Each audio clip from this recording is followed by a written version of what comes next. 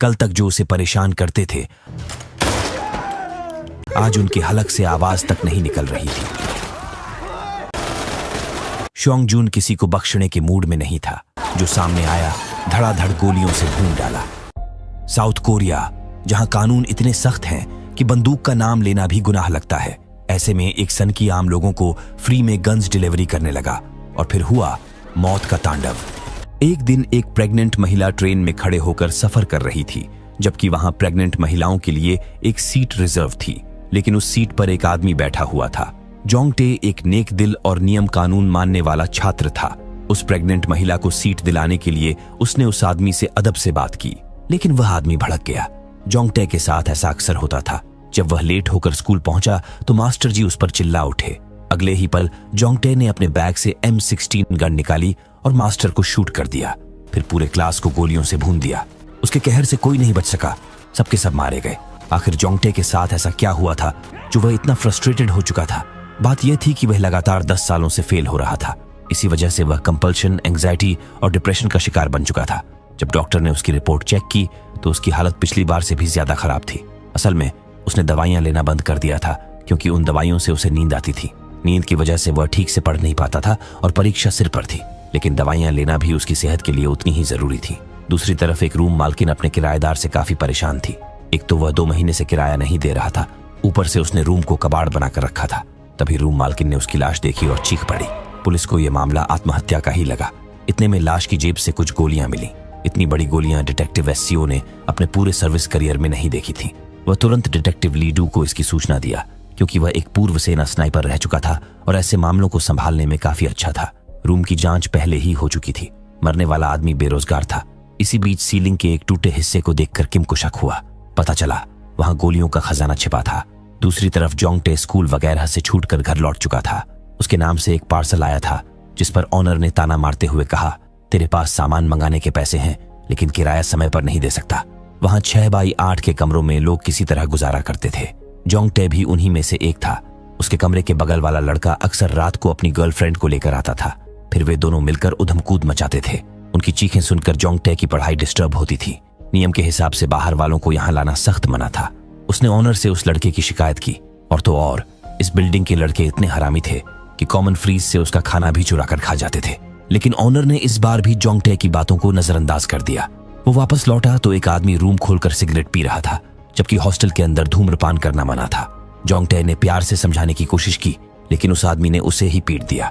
गुस्से में तिल मिलाकर वह अपने रूम में आया और तुरंत बैग से एक गन निकाल ली।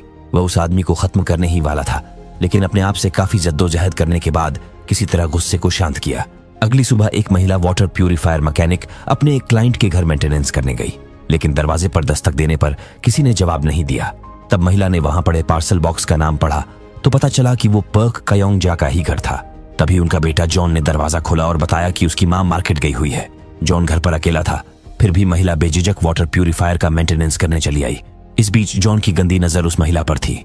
महिलाओं को ये अमूमन पता चल ही जाता है, लेकिन जब महिला ने उसके पैर में एंकल मॉनिटर देखा तो उसकी हालत और खराब हो गई, क्योंकि एंकल मॉनिटर खासकर सेक्सुअल क्राइम केसेस से जुड़े जघन्य अपराधियों को पैरोल पर छोड़ने के बाद पहनाया जाता है, ताकि उनका लोकेशन मॉनिटर किया जा सके।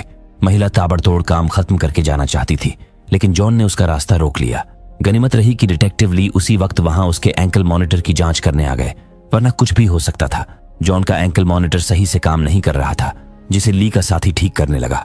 लेकिन इस बीच जॉन बदतमीजी करने से जरा भी नहीं हिचकिचाया। सिर्फ इतना ही नहीं, उसने तो उसे जान से मारने की कोशिश भी की। मतलब, जो आदमी पुलिस से नहीं डर रहा था, सोचो अगर उसके दरवाजे के पास रखे पार्सल में गन होगी तो फिर वह किस लेवल की भसड़ मचाएगा। खैर, शाम को जोंग टे पढ़ते हुए रेस्टोरेंट में डिनर कर रहा था, क्योंकि इस साल उसे हर हाल में पास होना था। लेकिन कुछ लोग वहां शराब पीकर शोर मचा रहे थे, जबकि वहां साफ लिखा था, शराब न पिएं, धूम्रपान न करें और चिल्लाकर बात न करें। लेकिन नियम की किसे पड़ी थी। इसके बाद जब जोंग टे पढ़ने बैठा तो बगल वाला पड़ोसी फिर उधम कूद मचाने लगा। ऊपर से उनकी आवाजें अलग से डिस्ट्रैक्शन क्रिएट कर रही थीं। आखिरकार तंग आकर जोंग टे ने उन्हें समझाया कि जो करना है करो, बस शोरगुल मत करो। लेकिन वो कहाँ मानने वाले थे। फिर वो हुआ जिसका किसी ने सपने में भी नहीं सोचा था। जोंग टे ने उन दोनों पर गोलियों की बारिश कर दी। किसी तरह लड़की बच गई और उसने पुलिस को फोन कर दिया। तब जोंगटे ने उससे फोन छीनकर खुद ही पुलिस को सारी बात बताई और साथ में अपने हॉस्टल का पता भी दिया। इसके बाद वह उन लोगों पर टूट पड़ा जिन्होंने भी उससे बदसलूकी की थी। एक लाइन से सबको भूनता चला गया। दूसरी तरफ पुलिस हेडक्वार्टर ने हॉस्टल के आसपास के सभी यूनिट्स को अलर्ट कर दिया। ली भी उसी एरिया में था, इसलिए वह भी घटनास्थल की ओर निकल पड़ा। तब तक जोंगटे कई लोगों को खत्म कर चुका था और उसने ठान लिया था कि होटल से कोई भी जिंदा नहीं बचेगा। यहां तक कि उसने ऑनर को भी मार दिया, क्योंकि अगर वह उसकी शिकायत सुन लेता तो आज ये नौबत ही नहीं आती। इधर एक और जगह गोलीबारी की वारदात सामने आई थी, जिसमें एक सिरफिरे ने पूरे परिवार का खात्मा कर दिया, सिर्फ एक बच्चे को छोड़कर। डिटेक्टिव जो ने उस बच्चे को संभाला और पुलिस स्टेशन ले जाकर उसका बयान दर्ज किया। संयोग से वही सरफिरा उसी जेल में कैद था। उसे देखते ही बच्चे का खून खौल उठा। उसने डिटेक्टिव जो की गन उठाई और उस पर तान दी, लेकिन किसी तरह खुद को गोली चलाने से रोक लिया। इस सीरीज में यही दिखाया गया है कि हर इंसान के अंदर एक ट्रिगर होता है, अगर वो उस पर काबू पा ले तो जिंदगी में कुछ भी कर सकता है। डिटेक्टिव जो ने उस बच्चे को पाल पोस कर बड़ा किया। बड़ा होकर वही बच्चा फौज में शामिल हुआ और एक जबरदस्त स्नाइपर बना, जिसकी गोलियों से 99 दुश्मन ढेर हुए। आखिरकार उस स्नाइपर ने बंदूक चलाने से संन्यास लिया और फौज छोड़कर पुलिस फोर्स ज्वाइन की। वही अब डिटेक्टिव ली के नाम से जाना जाता है। जब तक ली हॉस्टल पहुंचा, दूसरी यूनिट पहले ही वहां पहुंच चुकी थी। जोंगटे ने उन पर भी गोलियों की बारिश कर दी, हालांकि वे किसी तरह बचकर निकल गए। अब जोंगटे कमरे से कमरे में जाकर हर किसी को बेरहमी से मारने लगा, ये चिल्लाते हुए, तुम सब जीने के काबिल नहीं हो। इस बीच ली ने खुद जोंगटे का सामना किया। वह जानबूझकर उसकी गोलियां खत्म करवाता रहा और आखिरकार सही मौका पाकर उसे दबोच लिया। जब जोंगटे के कमरे की तलाशी ली गई तो बेड के अंदर से कई गन बरामद हुई। जांच में पता चला कि इन गनों में वही गोलियां इस्तेमाल होंगी जो पहले आत्महत्या के मामले से बरामद हुई थीं। इससे साफ हो गया कि दोनों केस आपस में जुड़े हो सकते हैं। अब सबसे बड़ा सवाल था, कोरिया में ये गन आखिर ला कौन रहा है? पूछताछ में जोंगटे ने कबूल किया कि किसी अनजान व्यक्ति ने ये गन उसे कोरियर से भेजी थी। वो अनजान व्यक्ति कौन था, कौन सी कोरियन कंपनी ने कोरियर डिलीवर किया, बॉक्स पर ऐसा कुछ भी नहीं लिखा था। उधर बिजनेसमैन सियोक हो के गुंडे किम नामक शख्स को बेरहमी से पीट रहे थे, क्योंकि सियोक हो उसकी बिजनेस प्रॉपर्टी पर कब्जा करना चाहता था। जब किम ने झुकने से इनकार किया तो उन्होंने जबरन उसका धंधा हथिया लिया। इस साजिश में सियोक हो के सबसे भरोसेमंद आदमी योंगू का अहम रोल था। उसकी वफादारी से खुश होकर सियोक हो ने तय किया कि अब यह जगह योंगू ही संभालेगा। इसके बाद योंगू के गुंडों ने किम को बुरी तरह पीटा और उसे खत्म करने का काम जियोंगमैन को सौंप दिया। जियोंगमैन, जो सियोक हो के लिए काम करता था, किम को बोरी में भरकर सुनसान जगह ले गया ताकि उसे वहीं मारकर दफना सके। मौत के डर से किम ने पहले जान की भीख मांगी, फिर बताया कि सियोक हो उसका बिजनेस योंगू को देने वाला है, जबकि वादा जियोंगमैन से किया गया था। यह सुनकर जियोंगमैन को शक हुआ, लेकिन उसने सोचा कि किम झूठ बोल रहा है। तब बचने के लिए किम ने एक चालाकी भरा आइडिया दिया। उसके पास ढेर सारे गण थे जिनसे जियोंगमैन अपने बॉस सियोक हो का पूरा बिजनेस हथिया सकता था। जियोंगमैन के मन में एक पल को लालच तो आया, इसके बावजूद उसने किम की बात अनसुनी की और उसे वहीं मारकर दफना दिया। अगली सुबह जियोंगमैन ने सियोक हो से मुलाकात की और उसे उसका वादा याद दिलाया कि किम का काम तमाम करने के बाद यह जगह वही और उसके लड़के संभालेंगे। लेकिन सियोक हो ने तुरंत मुकरते हुए कुछ पैसे थमाए और उसे भगा दिया। यह अपमान जियोंगमैन और उसके आदमियों को हजम नहीं हुआ। गुस्से में वे उसी जगह लौटे जहां से किम को अगवा किया गया था। वहां उन्हें किम की कार की डिक्की में सचमुच गन मिला। इससे साबित हो गया कि किम झूठ नहीं बोल रहा था। अब सियोक हो के लिए मुश्किलें शुरू होने वाली थीं। उधर हाई स्कूल में कुछ लड़के अपने क्लासमेट ग्यूजिन को बुरी तरह धमका रहे थे, क्योंकि उसने स्कूल की लड़कियों की अश्लील तस्वीरें ठीक से नहीं खींची थीं। तभी ग्यूजिन का दोस्त सियोंगजुन दौड़ता हांफता हुआ वहां पहुंचा। दरअसल उसे यह सजा दी गई थी कि जब तक वह सिगरेट लाकर नहीं देता, उसका दोस्त पिटता रहेगा। इस पूरी घटिया हरकत के पीछे मायोल का एक ही मकसद था, बाइक खरीदना। इसके लिए वह स्कूली लड़कियों की गंदी तस्वीरें ऑनलाइन बेचता और मोटू से जबरदस्ती फर्जी सोशल मीडिया अकाउंट बनवाता था। ग्यूजिन और सियोंगजुन दोनों उससे तंग आ चुके थे। जब तस्वीरों का खेल काम नहीं आया तो मायोल ने ग्यूजिन से उसकी मां का आईडी कार्ड चुराने को कहा ताकि वह ब्लैक मार्केट से लोन ले सके। लेकिन ग्यूजिन ने आईडी चुराने के बजाय कुछ पैसे दिए और साफ कह दिया, मेरी मां दिन रात मेहनत करके कमाती है, मैं उनका आईडी नहीं ला सकता। ये सुनते ही मायोल ने उसे बेरहमी से पीटा और फिर धमकी दी, तुझे वो आईडी लाकर देनी होगी वरना मैं तुझे जान से मार दूंगा। इधर जॉन ने अपने दरवाजे पर रखे कोरियर बॉक्स को खोला। अंदर गन देखकर उसकी आंखों में खतरनाक चमक कौंध गई। उधर पुलिस जोंगटे के हॉस्टल के बाहर की सारी सीसीटीवी फुटेज खंगाल चुकी थी, लेकिन उनके हाथ कुछ खास नहीं लगा। तभी जांच के दौरान डिटेक्टिव ली को वही कोरियर कार्टन मिला जिसमें जोंगटे को गन डिलीवर की गई थी। कार्टन का लोगो देखते ही ली के दिमाग में अलार्म बज उठा। उसने ऐसा ही बॉक्स जॉन के घर के बाहर देखा था। उसके सहकर्मियों से पता चला कि जॉन किसी टैक्सी में था। फौरन टैक्सी का पीछा किया गया, लेकिन अंदर सिर्फ उसका मोबाइल और मॉनिटर मिला। दरअसल वो आधा घंटा पहले ही टैक्सी से उतर चुका था। इस बीच ली तेजी से उसके घर पहुंचा। दरवाजे पर दस्तक दी तो पाया कि दरवाजा खुला हुआ था। तभी अंदर से हल्की आहट सुनाई दी। ली ने फुर्ती दिखाते हुए अंदर घुसकर उस शख्स को दबोच लिया, फिर उसे पलटकर बड़े आराम से काबू में कर लिया। पूछताछ में उस शख्स ने अपना नाम मूनबेक बताया। वो यहाँ सिर्फ अपना पैकेज लेने आया था। रही बात गन्स की, तो ये सारे गण एक शक्तिशाली इंटरनेशनल राइफल यूनियन IRU नामक ब्लैक मार्केट आर्म्स ग्रुप ने गुप्त रूप से कोरिया के अंदर पहुंचाए थे। उनका पहला डिस्ट्रीब्यूटर पार्टनर किम था, लेकिन इस डील के कुछ ही दिनों बाद सियोक हो ने उसे मरवा दिया और उसकी जगह पर कब्जा कर लिया। उधर लाख कोशिशों के बावजूद ली को जॉन के घर से कोई ठोस सुराग नहीं मिला। तभी मून ने बताया कि उसे अलग अलग तरह की गोलियों से भरा एक बॉक्स मिला था जिसमें ढेर सारे लोगों के नाम और नंबर लिखे थे। सच का पता लगाने के लिए मून उन पतों में से एक पर पहुंचा। वहां उसने देखा कि एक आदमी बैग लेकर जल्दबाजी में निकल रहा था और घर का दरवाजा खुला छोड़ गया। मौका पाकर मून ने घर की तलाशी शुरू की, लेकिन तभी अचानक ली वहां आ धमका। इतने में एक और आदमी जॉन के घर के दरवाजे पर दस्तक देने लगा। मून ने आव देखा न ताव, उस पर टूट पड़ा। भाग दौड़ मच गई और आखिरकार मून की बदौलत वह आदमी पकड़ा गया।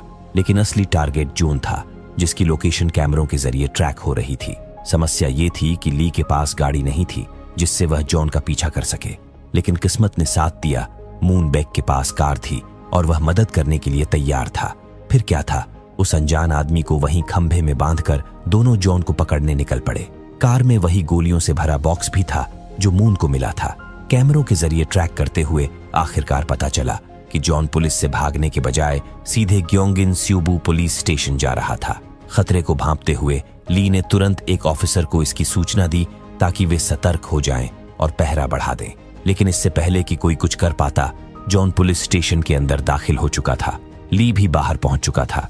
उसने एक ऑफिसर से हथकड़ी ली और मून के हाथों में डाल ही रहा था कि तभी गोलियों की आवाज गूंज उठी। जॉन उन दो प्रोबेशन ऑफिसर्स को बंदूक की नोक पर ले चुका था जो उसे हर दिन फोन करके उसकी लोकेशन पूछते रहते थे। आज उन्हें सबक सिखाने का समय आ चुका था। अगले ही पल उसने उन पर अंधाधुंध गोलियां बरसा दी। जॉन के लिए यह सब आसान था क्योंकि वह पहले फौज में रह चुका था। पुलिस के पास सिर्फ रिवॉल्वर थे। ऑटोमेटिक असॉल्ट राइफल के सामने उनकी एक नहीं चल पाई। हाँ, उनके पास कुछ ऑटोमेटिक गन थी जो जोंगटे के पास से मिली थी और एविडेंस रूम में रखी थी। गोलियां मून की कार में थीं, लेकिन वे सभी अंदर फंसे हुए थे। जॉन बाहर से उन्हें असली डर का मतलब समझा रहा था। एक छोटी सी गलती और उनकी जान जा सकती थी। इसके बावजूद डिटेक्टिव ली ने जान जोखिम में डाली और गोलियों की बौछार के बीच से गुजरते हुए एविडेंस रूम तक पहुंच गया। इस बीच बाकी कर्मचारियों को बाहर निकलने का मौका मिल गया, सिवाय एक के। उसे गोली लगी थी, लेकिन वह वहीं रुका ताकि जॉन को बहका सके। उसने अपनी जान दांव पर लगाई, जिससे एक ऑफिसर को जॉन पर शूट करने का बेहतरीन मौका मिला, लेकिन उसका निशाना चूक गया। गोली जॉन के चेहरे को छूकर निकल गई। गुस्से में तिल मिलाकर जॉन जैसे ही खड़ा हुआ, ठीक उसी वक्त ली ने एंट्री मारी। उसने बिना देर किए फायर किया और जॉन को वहीं ढेर कर दिया। अगर वह ऐसा नहीं करता तो कई ऑफिसर्स मारे जाते। वहीं इस घटना के पीछे एक और राज छिपा था। पूरा मंजर एक अज्ञात न्यूज रिपोर्टर कैमरे पर शूट कर रहा था और पुलिस को इसकी भनक तक नहीं लगी। कुछ ही देर में ये फुटेज वायरल हो गई। खबर ये बनी कि एक पुलिस वाले ने एक अपराधी को जान से मार दिया। मामला उल्टा पड़ गया। ली पर जांच बैठा दी गई और उसे 3 महीने के लिए सस्पेंड कर दिया गया। रही बात उस गुंडे की जिसे खंभे में बांधा गया था, वो पुलिस के पहुंचने से पहले ही फरार हो गया था। एक अफसर ने उसे देखा और तुरंत पहचान लिया। वो आदमी सियोक हो के लिए काम करता था। उधर मूनबेक का रिकॉर्ड बिल्कुल साफ निकला, इसलिए गोलियां जब्त कर उसे छोड़ दिया गया। दूसरी तरफ अत्याचार सहते सहते स्योंग जुन अब तंग आ चुका था। इस बार तो हद ही हो गई। उसे अपने ही दोस्त को मारने पर मजबूर किया गया। विवश होकर उसने ग्यूजिन को पीट दिया और धमकी दी कि अगले दिन अपनी मां की आईडी लेकर आना। इसी बीच एक और चौंकाने वाला खुलासा हुआ। बिजनेसमैन किम जिंदा था। जोंगमैन ने उसकी बातों पर भरोसा करके उसे अपने साथ मिला लिया था। जब कोरिया में 10 ट्रक बंदूकें लाई गई थीं, उनमें से आधा ट्रक किम को बांटने के लिए मिला था। IRU वालों को जिन लोगों तक गन पहुंचानी थी, उनकी एक लिस्ट भी दी थी, जो किस्मत से किम की जेब में ही थी। लेकिन उन बंदूकों को बांटने से पहले ही सियोक हो ने उसके होटल पर कब्जा कर लिया था। उम्मीद यही थी कि वो अब भी उन गनों के बारे में नहीं जानता होगा, क्योंकि वो होटल के स्टोर रूम में पैक करके रखी थी। किम और जोंगमैन को सियोक हो से बदला लेना तो था, लेकिन उनके लोग वहां जाकर गन नहीं ला सकते थे। तभी किम ने लिस्ट पर नजर डाली और पाया लिस्ट में पहला नाम वाला आदमी पहले ही 20 लोगों को गोलियों से भून चुका था। यानी लिस्ट में बाकी लोगों तक भी गन पहुंच चुकी होगी। अब देर किस बात की। जोंगमैन के लोग एक एक पते पर गन वापस लाने निकल पड़े। लेकिन एक गलती हो गई। जोंगमैन का मुख्य आदमी सू पकड़ा गया था। हालांकि सही समय पर उसे छुड़ा भी लिया गया था। इधर सू के पकड़े जाने के बाद मैनेजर सियोक हो शक के घेरे में आ चुका था। डिटेक्टिव ली को शक था कि जॉन के घर पकड़ा गया आदमी सियोक हो का ही आदमी है। शायद वही इन बंदूकों के पीछे है। शायद वही है जो हथियारों का साम्राज्य खड़ा करने के लिए लोगों को फ्री में गन बांट रहा है। लेकिन सियोक हो ने इन सब से पल्ला झाड़ लिया। उसने साफ कहा कि इन गनों से उसका कोई वास्ता नहीं। उसके लोग तो आज भी चाकू से काम करते हैं। कोरिया में गन होना अपने आप में ही अजीब था। सियोक हो ने तो सू को पहचानने तक से इनकार कर दिया। फिर भी डिटेक्टिव ली उसे धमकाता रहा, अगर इन सब में तुम्हारा हाथ हुआ, इस बार तुम नहीं बचोगे। बेवजह सियोक हो की टेंशन बढ़ गई, क्योंकि एक तो वो जिसे जानता तक नहीं था, उसको लेकर उसे प्रॉब्लम हो रही थी। इतने में उसके एक आदमी ने सू को पहचान लिया कि ये तो जोंगमैन का आदमी है। फिर क्या था, सियोक हो ने उसे तुरंत फोन करके बुला लिया और डांट फटकार लगाने लगा। और तब जोंगमैन सू के फोटो को देख मुकर गया कि ये उसका आदमी नहीं है, जिससे सियोक हो को शक हुआ कि जोंगमैन उसके पीठ पीछे जरूर कुछ कर रहा है। उधर ग्यूजिन उन गुंडे क्लासमेट्स के कारण स्कूल जाना छोड़ चुका था, लेकिन फिर भी वो उसे मैसेज करके धमकाते रहे कि अगर वो मां की आईडी लेकर स्कूल नहीं आया तो वो उसकी मां के रेस्टोरेंट तक पहुंच जाएंगे। जब कोई रास्ता नहीं बचा, ग्यूजिन मन मारकर स्कूल के लिए निकल पड़ा। तभी उसे एक कोरियर मिला जो पूरा खेल बदलने वाला था। उस दिन स्कूल का हर एग्जिट गेट किसी ने लॉक कर दिया था। बच्चे तो बच्चे, टीचर्स भी परेशान हो उठे। दूसरी तरफ कुछ शरारती लड़के स्योंग जुन की बेरहमी से पिटाई कर रहे थे। वजह सिर्फ इतनी सी कि वो 20 मिनट के लिए उनकी नजरों से ओझल हो गया था। कहां गया था, क्या करने गया था, यही पूछ पूछ कर उसे पीटा जा रहा था। उसे पिटता देख ग्यूजिन भागकर अपने बैग से गन लाने गया, लेकिन मायोल ने उसकी गन पहले ही निकाल ली थी। उन्हें लगा यह नकली गन है, बस डराने के लिए। मायोल ने गन उसकी ओर तान दी तो डर के मारे ग्यूजिन के पसीने छूट गए। वह गिड़गिड़ाने लगा, ट्रिगर मत दबाना। तभी बगल वाले क्लास से गोलियों की गूंज सुनाई दी। स्योंग जुन के सर पर खून सवार हो चुका था। कोई रहम नहीं, कोई दया नहीं। कल तक जो उसे परेशान करते थे, आज उनके हलक से आवाज तक नहीं निकल रही थी। स्योंग जुन किसी को बख्शने के मूड में नहीं था। जो सामने आया, धड़ाधड़ गोलियों से भून डाला। ये देख मायोल की हालत पतली हो गई, क्योंकि सबसे ज्यादा वही उसे तंग करता था। लेकिन स्योंग जुन ने उसे खुद मारने के बजाय ये मौका ग्यूजिन को दिया। स्योंग जुन पहले ही सारे एग्जिट लॉक कर चुका था। अब बस उसे ढूंढने की दरकार थी। पता चला सब के सब मेन गेट पर जाकर फंसे हुए थे। तभी पीछे से स्योंग जुन आधम का और पूरा मैगजीन उन पर खाली कर दिया। तब तक इस घटना की खबर पुलिस तक पहुंच चुकी थी। डिटेक्टिव ली और मूनबेक तुरंत मौके पर पहुंचे, लेकिन मामला अब काबू से बाहर हो चुका था। वे किसी तरह एक कांच का दरवाजा तोड़कर कुछ बच्चों को बाहर निकाले। ली भागते हुए अंदर घुसा, जबकि मूनबेक ने एक छात्र के हाथ में रिवॉल्वर देखा और उसे नजरअंदाज किया। इसके पीछे भी एक बड़ा राज छिपा था। अभी भी बहुत से छात्र स्कूल के अंदर फंसे थे और स्योंग जुन उनका शिकार करने के लिए घूम रहा था। आखिरकार बच्चे लाइब्रेरी में जाकर छिपे, लेकिन स्योंग जुन वहां भी पहुंच गया। अब उसे सिर्फ उन तीनों की तलाश थी, मायोल और उसके 2 साथी। शर्त साफ थी, अगर वो तीनों सामने आ गए तो बाकी सब बच सकते थे। तभी टीचर वहां आ गए, लेकिन स्योंग जुन उन पर भी टूट पड़ा, क्योंकि उसने सैकड़ों बार उनसे शिकायत की थी, लेकिन उन्होंने उसकी एक न सुनी। टीचर्स की वजह से उसकी पूरी जिंदगी बर्बाद हो गई थी। अब न कोई सुनवाई, न कोई रहम। टीचर्स भी बच्चों के साथ रगड़े जाएंगे। आज मोटू अपने पूरे पोटेंशियल पर था। इतने में एक छात्र ने मायोल के एक दोस्त की लोकेशन बता दी। फिर क्या था, मोटू शॉटगन लेकर अंदर घुसा। उसे देखते ही अलमारियों के पीछे छिपे लड़कों की रूह कांप गई। आखिरकार मोटू ने मायोल को ढूंढ निकाला और उस पर 3-4 गोलियां दाग दी, लेकिन वह किसी तरह बच निकला। हालांकि अब उसका बच पाना नामुमकिन था। तभी ली और मून वहां पहुंच गए। ली ने फुर्ती दिखाते हुए स्योंगजुन को दबोच लिया, लेकिन खेल यहीं खत्म नहीं हुआ। अब मायोल ग्यूजिन के निशाने पर था। ली की पोजीशन भी रिवील हो चुकी थी। अगर वो हिला तो ग्यूजिन गोली चला देगा। क्या होगा आगे, जानिए अगले पार्ट में, क्योंकि अगला पार्ट और भी धमाकेदार होने वाला है।